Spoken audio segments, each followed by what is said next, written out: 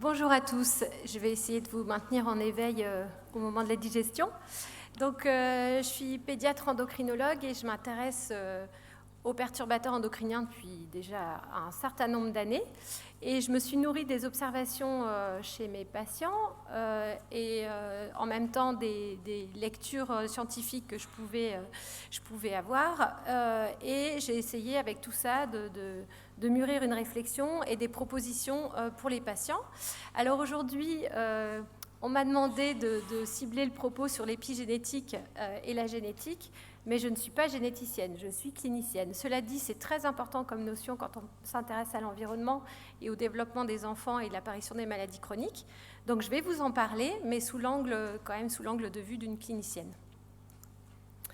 Alors, un petit rappel pour que vous ayez quand même bien les idées claires sur les mécanismes d'action des perturbateurs endocriniens. On ne va pas rentrer dans les détails, mais je voudrais que vous ayez des messages clés vraiment bien en tête. Donc, je vais vous repasser cette définition des perturbateurs endocriniens qui date de 2002. Donc, si vous calculez, ça fait quand même 20 ans. Donc, si jamais vous ne la connaissiez pas, il est temps de la connaître. Et vous voyez que c'est déjà une définition à tiroir qui contient énormément d'informations. Donc, un perturbateur endocrinien est une substance ou un mélange de substances qui altère les fonctions du système endocrinien et de ce fait induit des effets néfastes dans un organisme intact chez sa progéniture ou au sein des sous-populations. Donc vous voyez que déjà en 2002, on abordait la notion de mélange de substances et on abordait la notion d'héritabilité et de transmission à la progéniture. Alors ça, c'est une diapositive que j'aimerais bien que vous ayez dans la tête pour comprendre la manière dont on peut réfléchir si on veut s'intéresser aux perturbateurs endocriniens. C'est d'avoir cette vue d'ensemble sur toutes les approches qui nous permettent de comprendre comment impactent les perturbateurs endocriniens sur la santé humaine et animale. Et elles sont toutes complémentaires, on ne peut pas se passer de l'une ou l'autre de ces approches. Alors historiquement, on était surtout... on l'a dit ce matin, sur les observations dans la faune sauvage. Donc vous avez eu plusieurs exemples sur les oiseaux, les poissons, les crocodiles, les ours polaires, et on a constaté des anomalies de développement et des anomalies hormonales. Dans le même temps, on commençait les premières observations sur la population humaine, avec des exemples d'anomalies testiculaires chez les petits garçons, et puis l'histoire du distilbène. Et peu à peu, d'autres exemples sont venus enrichir les observations en population humaine. Un peu après, mais assez tôt, la recherche fondamentale s'est développée avec des analyses in vitro de substances d'abord seules, une à une, et puis peu à peu de mélanges de substances. Ensuite, différents modèles animaux ont été développés, comme le modèle amphibien dont le professeur Fini a parlé ce matin, et de plus en plus des modèles de biologie moléculaire qui se développent extrêmement rapidement avec des milliers de données qui sont générées, pas toujours faciles à interpréter. Assez récemment, se sont développés des programmes de biosurveillance des populations. Vous entendrez parler, ou vous avez déjà entendu parler, de la cohorte Esteban, ELF, Pélagie, Horizon, il y en a tout un tas, elles sont françaises, européennes. Et ce sont des très très belles études qui permettent des suivis longitudinaux des populations. Et on y reviendra parce que vous avez compris que les effets des substances pouvaient apparaître très longtemps après l'exposition. Et pour le savoir, il faut suivre les populations sur des longues durées. Et enfin, la dernière partie, qui est celle qui est la moins développée, mais qui est peut-être la plus intéressante pour vous, c'est la partie recherche clinique. C'est vraiment regarder en contexte de pathologie au lit du malade ce qui se passe avec ces perturbateurs endocriniens. Et là, je pense que tout médecin ou notamment tout groupe de médecins, peut développer des recherches cliniques assez simples et pragmatiques au lit du malade. Aujourd'hui, on commence à avoir les outils pour le faire. Alors, ça, c'est vraiment une petite révision. Donc, vous savez que la contamination en perturbateurs endocriniens peut se faire par plusieurs sources. Donc, l'alimentation. Alors, à l'intérieur de l'alimentation, il y a déjà plein de choses à dire. On a à la fois les résidus de pesticides, la contamination par les emballages, les perturbateurs endocriniens obésogènes. Alors, si on parle des substances, on va pouvoir citer par exemple l'acrylamide, mais on peut parler de l'index glycémique élevé qui est, je pense, largement sous-estimé, alors que le fait d'avoir des aliments à index glycémique élevé est clairement une perturbation, entraîne clairement des perturbations de tout un tas de systèmes de régulation comme celui de l'insuline ou celui de la gréline ou de la leptine. Enfin, les additifs alimentaires qui peuvent être de tout type. Après, les autres catégories, vous les connaissez, cosmétiques, soins d'hygiène, produits d'entretien du domicile, les plastiques des objets du quotidien, les matériaux de construction et de bricolage, et enfin, l'air intérieur et l'air extérieur dans lequel on retrouve, vous l'avez bien entendu ce matin, des perturbateurs endocriniens volatiles, mais que là aussi on sous-estime certainement. Les voies de contamination sont digestives, cutanées, respiratoires et placentaires. Alors, si on veut résumer les mécanismes d'action généraux des perturbateurs endocriniens, eh bien, c'est difficile à résumer, en fait.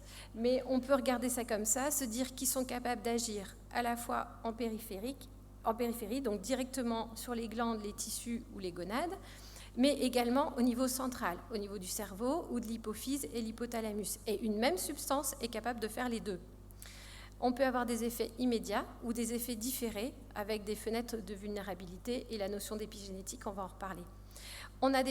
Il existe des substances, des perturbateurs endocriniens qui sont persistants et qui s'accumulent tout au long de la vie dans les tissus gras, on l'a évoqué aussi, et qui peuvent être relargués dans l'organisme tout au long de la vie ou de la mère au fœtus. Mais il existe quand même des perturbateurs endocriniens qui sont rapidement éliminés grâce au métabolisme dans le foie et dans le rein. Le problème, c'est qu'on y est exposé en permanence, donc on a peu de périodes sans exposition à ces perturbateurs endocriniens. Cela dit, c'est peut-être là où on va pouvoir le plus agir pour préserver nos patients. C'est sur ces perturbateurs endocriniens rapidement éliminés, on y reviendra. Et tout ça, ce sont des substances qui agissent en mélange avec la notion d'effet cocktail. Et ça explique pourquoi la recherche scientifique est complexe et nouvelle. Ce n'est pas du tout de la mauvaise volonté, c'est que c'est très compliqué. Alors, je reprends cette notion de perturbateurs endocriniens persistants et non persistants. Donc, pour que ce soit très clair pour vous, les perturbateurs endocriniens sont généralement dans notre environnement en faible dose. Mais ils peuvent se bioaccumuler, s'accumuler dans tout ce qui est tissu gras, donc aussi bien les aliments gras que les tissus graisseux des mammifères, par exemple, et se stockent pendant plusieurs années et s'accumulent. Et ça vient du fait qu'ils sont lipophiles. Donc les exemples, par exemple, DDT, les POP, les PFOA, PFOS et les perfluorés, les retardateurs de flamme bromées, et puis il y en a d'autres. Ils sont interdits progressivement, mais vous l'avez compris, on les retrouve toujours très présents dans les populations. D'un autre côté, on a les perturbateurs endocriniens non persistants, qui ne sont pas lipophiles, et qui peuvent être éliminés en quelques heures grâce à l'oxydation hépatique, la conjugaison et également l'élimination urinaire. Alors, si on est en bonne santé et qu'on a un foie qui marche bien, qui n'est pas trop surchargé, c'est par exemple bisphénol A, phtalate, certains pesticides. Alors ça, c'est juste une petite remarque pour que vous ayez dans un coin de votre tête un petit clignotant. Il existe très probablement des perturbations, des perturbations endocriniennes non chimiques, mais pour lesquelles nous sommes également tous concernés. On peut citer la lumière artificielle, les champs électromagnétiques, avec des effets qui commencent à être bien décrits sur l'axe hypothalamo-hypophysaire et la synthèse de mélatonine, sur la fertilité, c'est connu pour les travailleurs de nuit par exemple, ou dans les élevages d'animaux où on joue sur les cycles jour-nuit pour favoriser la reproduction. Sur la peau, le sommeil et les paramètres métaboliques, il y a pas mal de données. Alors, un petit mot sur l'exposome, parce que finalement, ça n'a pas forcément été tant abordé que ça. Donc, vous savez qu'il y a une émergence des maladies chroniques et Rémi Slama avait parlé de transition épidémiologique. Je trouve que c'est un joli terme pour signifier le fait que certaines maladies ont peu à peu disparu et en lien avec la malnutrition et l'absence d'antibiotiques, mais que d'autres sont apparues maintenant, comme toutes ces maladies chroniques que vous connaissez, que vous voyez de plus en plus chez vos patients. Et donc, quand on se pose la question de comment apparaissent les maladies chroniques, la façon ancienne de réfléchir, celle qu'on a appris à l'école de médecine, c'est une cause, un facteur égale une maladie, comme par exemple tabac et cancer du poumon ou exposition à l'amiante et certaines maladies pulmonaires. Finalement, on s'est rendu compte peu à peu que c'était bien plus complexe et qu'on est donc passé d'une réflexion de facteurs de risque individuellement identifiables à la notion de multi-exposition tout au long de la vie à différents facteurs qui ne sont pas que chimiques, qui peuvent être aussi bien physiques, psychologiques, économiques. Et Christopher Wilde, en 2005, a défini ainsi la notion de l'exposome. Donc les perturbateurs endocriniens, c'est un des aspects de l'exposome, mais ce ne serait pas non plus raisonnable de les regarder tout seuls dans leur coin. Il faut vraiment toujours garder en tête l'exposome de nos patients. Alors que se passe-t-il quand le génome rencontre l'exposome? Donc notre génome s'exprime différemment selon les conditions de vie, donc l'exposome, que nous rencontrons. Et il existe une grande plasticité dans l'expression de nos gènes et la régulation de la synthèse des protéines. Vous le savez, il existe des gènes de prédisposition, des gènes de protection vis-à-vis des maladies. Alors, gène étant un mot un peu réducteur, hein, mais c'est voilà, pour vous donner un peu les généralités. Et on sait donc que certains contaminants peuvent modifier directement nos gènes ou les zones régulatrices de nos gènes, c'est ce qu'on appelle l'épigénétique, avec des effets néfastes possibles sur plusieurs générations. Donc, qu'est-ce qu'on peut dire sur les interactions entre génome et exposome? On va parler un petit peu de qu'est-ce que c'est l'épigénétique et des périodes de vulnérabilité à l'exposome. Alors, vous avez bien compris, les perturbateurs endocriniens font partie de cet exposome, mais je pense que c'est bien de faire toujours le zoom arrière et de regarder l'ensemble. Alors, l'épigénétique, volontairement, je vais vous l'expliquer de manière assez simple, mais si vous vous intéressez à la question, vous pourrez aller beaucoup, beaucoup plus loin. Finalement, ça correspond à la manière d'ouvrir et de lire les chapitres spécifiques à chaque type cellulaire. Et donc, vous le savez, on a un programme d'ADN très, très complet, mais on n'utilise qu'une toute petite partie dans chaque cellule. Et cette petite partie, elle est médiée par des systèmes de régulation qui ouvrent ou non des parties d'ADN pour les lire ou pas, les utiliser ou pas.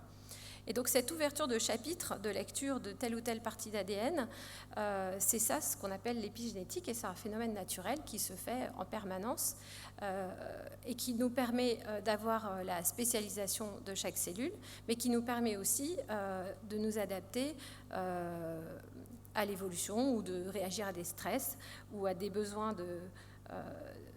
d'adaptation métabolique tout à fait normaux, même en temps normal. Ça nous permet aussi de transmettre le phénotype à la progéniture.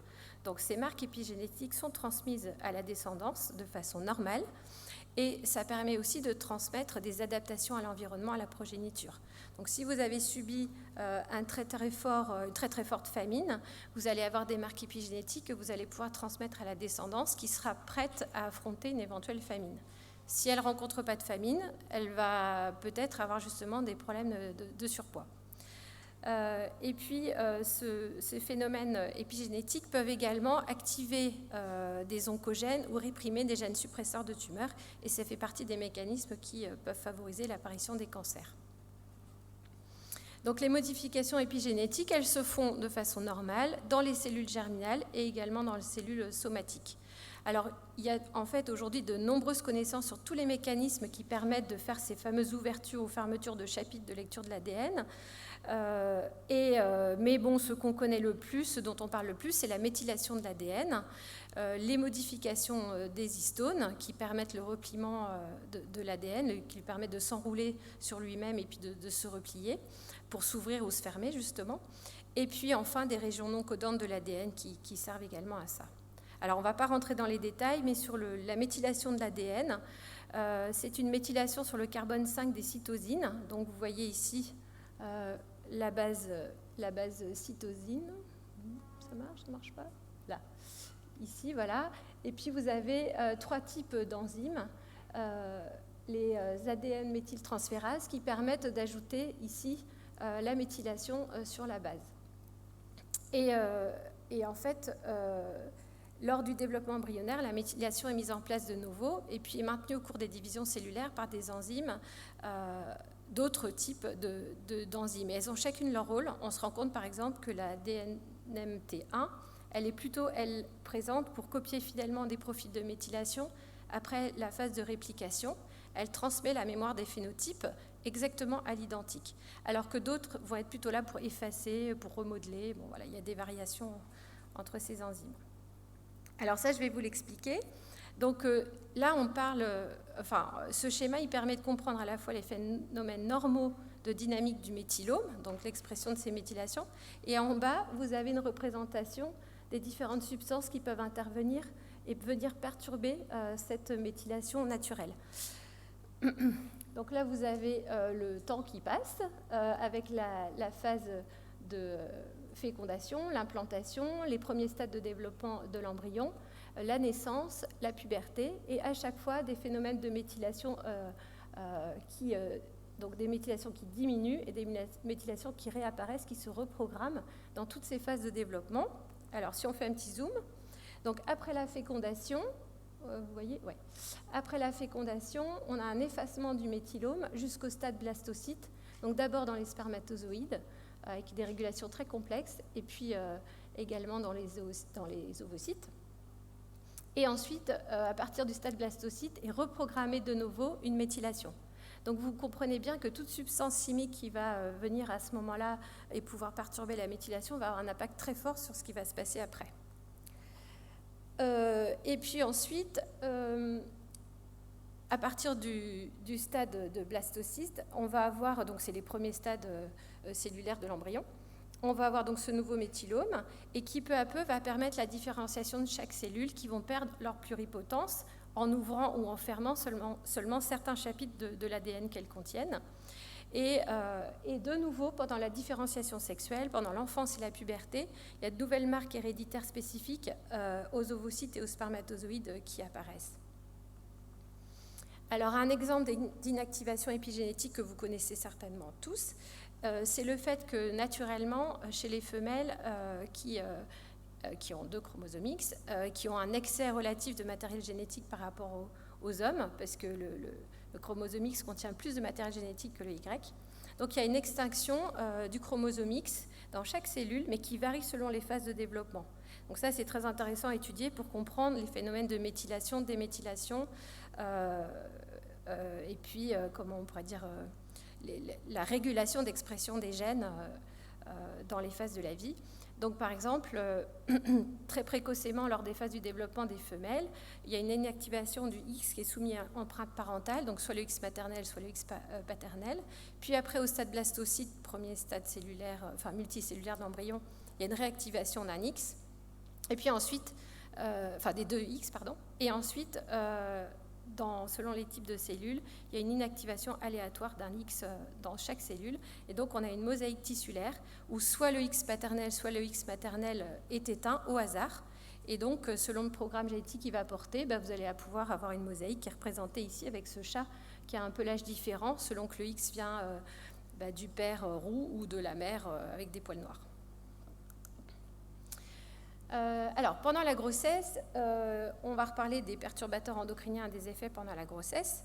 Et donc, a été développé le concept de DOAD. Donc, c'est l'origine développementale des maladies qui, maintenant, est tellement bien développée comme concept qu'il y a une société française du DOAD et une société internationale du DOAD qui reprend les notions que ce qui se passe pendant la grossesse, donc à la fois l'alimentation de la mère, donc ses conditions de vie, ses conditions nutritionnelles, on va dire, à la fois le programme génétique hérité de la mère et du père, et à la fois tout le mode de vie et l'exposome, vont avoir une influence sur la programmation épigénétique du bébé, et plus tard développer les maladies. Alors, au départ, c'était surtout diabète et obésité qui étaient étudiés qui étaient mis en lien avec le concept de DOAD, des épidémies mondiales, et puis petit à petit, de nombreuses autres maladies ont été ajoutées à la longue liste de celles qui apparaissent pendant cette période très critique du développement embryonnaire et fœtal.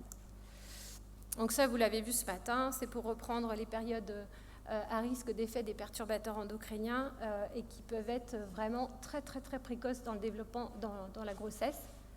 Ce qui pose souci, puisque souvent les grossesses ne sont déclarées qu'à partir du 3e mois.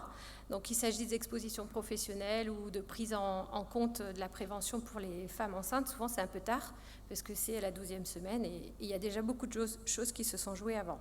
D'où l'intérêt des consultations préconceptionnelles. Je vais vous donner quelques exemples des effets des perturbateurs endocriniens sur la santé, avec surtout un zoom sur les effets chez les bébés, les enfants et en anténatal. Ça, c'est pour que vous ayez bien la vue d'ensemble des maladies en lien avec les perturbateurs endocriniens. Moi, j'aime bien les classer comme ça. D'un côté, le syndrome de dysgénésie testiculaire, qui avait été proposé par Skekebeek en 2001 et qui reprenait l'ensemble des pathologies testiculaires en lien avec l'environnement qui apparaissent à des âges différents mais qui sont liés à un défaut de mise en place fonctionnelle du testicule.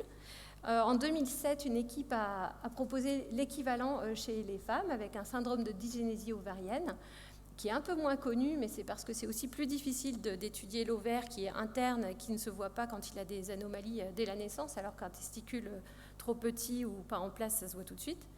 Et puis après, ce qui concerne tout le monde, obésité, diabète, troubles neurologiques et du développement et thyroïde. Et vous le savez, aujourd'hui, les patients peuvent avoir les deux, hein. Voire 3, 4 maladies chroniques, il n'y a pas de problème. Ici, le tableau, alors je crois que vous l'avez vu ce matin, qui est très important à connaître parce qu'il reprend, c'est Santé publique France qui reprend en 2021, les différentes pathologies en lien avec les perturbateurs endocriniens, équilibrées en fonction du niveau de preuve scientifique retrouvé dans la littérature. Et je ne suis pas sûre que vous ayez en tête que toutes ces pathologies aient un niveau de preuve considéré comme suffisant et soient vraiment, de façon totalement connue, reliées aux perturbateurs endocriniens. Et celles-ci sont aussi importantes à connaître, niveau de preuve plausible. Donc, vous retrouvez sur Internet ce tableau. Sur la fertilité et les perturbateurs endocriniens, un tout petit mot. Donc, c'est très difficile de trouver des données récentes sur la fertilité actuelle des couples en France. Vraiment, j'ai eu du mal. Mais bon, ce que j'ai retrouvé, c'est que 10% des couples restaient infertiles après 2 ans de tentative et que dans 25% des cas, il n'y avait pas de cause retrouvée et qu'on pensait que c'était environnemental. Cela dit, il y a beaucoup de publications quand même sur les anomalies d'implantation embryonnaire et la présence de perturbateurs endocriniens, plusieurs types de perturbateurs endocriniens, je vous ai mis une référence, sur les anomalies de la réserve folliculaire, sur l'endométriose et sur le syndrome des ovaires micropolykystiques. Il y a énormément de publications aussi très intéressantes qui reprennent différents perturbateurs endocriniens et à la fois des imprégnations anténatales, mais aussi chez la femme en âge de procréer. Et enfin, le fameux syndrome de dysgénésie testiculaire qui est encore repris régulièrement avec de nouvelles connaissances. Alors, une très belle étude, je vais vous parler assez brièvement, je n'aurai pas beaucoup de temps, mais qui permet d'avoir une belle vue d'ensemble sur les mécanismes d'action, notamment épigénétiques, des parabènes et du risque d'obésité chez les enfants. Alors, bon, je vous inviterai à la lire, on ne pourra pas s'attarder trop, mais ce qui est intéressant, c'est à la fois le fond et la forme de l'étude. Le fond, je vais vous en parler par rapport aux résultats, mais déjà sur la forme, vous voyez que c'est ce qui s'appelle maintenant, d'autres l'ont fait, une étude translationnelle. Donc en fait, on part ici de données sur une population humaine, de données de dosage de perturbateurs endocriniens en temps réel, et ensuite on va décliner ce même mélange ou ces données en tout cas, en exposant des cellules humaines in vitro et des cellules, par exemple ici de souris in vitro, et ensuite des souris in vivo et leur progéniture pour voir vraiment explorer les mécanismes de façon très poussée. Bon, vous avez entendu parler déjà de ça ce matin, mais là ici, ils l'ont vraiment formalisé, ce côté translationnel. Alors, qu'est-ce que c'était cette étude ? C'était à partir des données d'une cohorte allemande de 629 couples mère-enfant qui avaient été à la base recrutés pour regarder s'il y avait un lien entre exposition environnementale et allergie. Et ils se sont servis des mêmes données pour regarder s'il y avait un lien entre exposition aux parabènes et prise de poids des bébés dans la première partie de l'enfance. Donc, les parabènes sont utilisés comme conservateurs, antifongiques, antibactériens dans les cosmétiques, les médicaments et les additifs comme additifs alimentaires. Il y en a différents types et la plupart, on sait qu'ils ont un effet de type œstrogénique. Les propylparabènes et le butylparabène sont interdits dans les produits non rincés pour les enfants de moins de 3 ans. Et donc, chez ces fameux couples mère-enfant, on a d'abord fait un dosage à 34 semaines de gestation chez les femmes enceintes de différents parabènes dans les urines. Et ensuite, on a regardé l'association avec la prise de poids des bébés dans les 8 premières années de vie. Et ils ont constaté de manière significative une augmentation de la prise de poids chez les bébés qui étaient plus exposés au butylparabène et notamment, encore une fois, chez les filles. Alors ensuite, oui, alors, je n'ai pas mis les détails, mais ensuite ils ont décliné ces données sur des adipocytes humains in vitro, sur des adipocytes de souris in vitro, et ensuite sur des souris et leur progéniture. Et ils ont retrouvé des choses très complémentaires. Il y avait de façon nette une augmentation de la prise alimentaire de la progéniture des souris qui avaient été exposées pendant la grossesse à ce butylparabène. Ils avaient une augmentation de la taille des adipocytes et elles avaient une élévation du taux de leptine sérique, et on retrouvait sur les cultures de cellules une diminution de méthylation et une diminution des ARN messagers en lien avec la POMC, qui est un régulateur de la satiété. Donc voilà, c'est pour vous dire que ces études qui sont un peu longues à lire sont très intéressantes parce qu'on part bien de l'humain, on part bien de constatations du quotidien, et ensuite on va décliner ces données sur des modèles pour avoir vraiment des explications mécanistiques à ce qu'on observe, ce qu'on ne pourrait pas faire chez l'humain tout court. Sur les pubertés précoces, qu'est-ce qu'on sait aujourd'hui? On sait qu'elles augmentent dans les populations en Europe, aux États-Unis. On sait qu'elles changent de forme, c'est-à-dire qu'on a de plus en plus de poussées mammaires isolées qui peuvent être intermittentes ou s'enchaîner sur une puberté précoce centrale vraie. On sait qu'elles sont très liées à la prise de poids et à la masse grasse. Et on sait aussi que sur différents modèles, il y a à la fois des effets des perturbateurs endocriniens au niveau de l'hypothalamus et de l'hypophyse, mais également au niveau périphérique, sur la glande mammaire directement, sur l'ovaire, et tout ça probablement tout en même temps. Ce qu'on a vu aussi dans quelques études et qui vont encore se développer, c'est qu'on a des effets des perturbateurs endocriniens sur l'âge des pubertés qui se font à la fois en anténatal, donc sur l'aspect programmation, développement des organes et programmation épigénétique, mais aussi en péripubertaire, dans la période juste avant que la puberté précoce apparaisse. Et donc par exemple ici, on a 338 enfants américains de Californie. On a évalué par des questionnaires leur exposition à des produits d'hygiène et des cosmétiques en pré- et en postnatal, et on les a suivis jusqu'à la période pubertaire, et on a regardé si l'âge de l'apparition de la poussée mammaire, de la pilosité et des règles était influencé par les taux des substances dosées juste après la naissance, qui reflétait ce qui s'était passé pendant la grossesse, et également en péripubertaire. Et vous voyez que par exemple ici, le MEP, un des types de phtalates, le triclosan et le 2,4-dichlorophénol sont reliés à l'âge d'apparition de la pilosité pubienne ou l'âge des règles pour ces enfants lorsqu'il s'agissait des dosages qui correspondaient à la période prénatale. En péripubertaire, là, c'était plutôt le méthylparabène qui ressortait comme facteur influençant significativement l'âge des pubertés. Donc vous avez bien compris que ces enfants-là ont eu les deux. Ils ont eu l'imprégnation anténatale, très probablement, et en péripubertaire, et que tout ça se cumule dans le temps. Alors, pendant la petite enfance, j'ai juste pris un exemple en rapport avec la possibilité de dommages sur l'ADN. Alors, c'est une étude comme il y en a assez peu. C'est une étude brésilienne qui regarde l'association entre différents perturbateurs endocriniens dosés chez les enfants au niveau des urines et un marqueur de dommage à l'ADN. Donc, ils ont pris les échantillons d'urine de 300 enfants brésiliens âgés de 6 à 14 ans qui habitaient en milieu urbain entre 2012 et 2013. Ils ont dosé jusqu'à 40 perturbateurs endocriniens. Donc déjà, voilà, chaque enfant avait jusqu'à 40 perturbateurs endocriniens dans ses urines à ce jeune âge. Et ensuite, pour essayer d'estimer les dommages oxydatifs sur l'ADN, ils ont dosé dans les urines les concentrations de 8-hydroxy-désoxyguanosine. Alors, c'est un marqueur qui est connu pour suivre les effets du tabac ou dans certaines maladies comme Parkinson, c'était déjà connu. Et en fait, d'un point de vue physiopathologique, ce qui se passe, c'est que la guanine peut être oxydée s'il y a un excès si le stress oxydatif est mal régulé, l'oxydation, on va dire que les substances oxydantes excédentes vont pouvoir venir oxyder la guanine, ce qui va pouvoir gêner la mise en place de l'hélice ADN parce que guanine et cytosine ne pourront pas bien s'associer.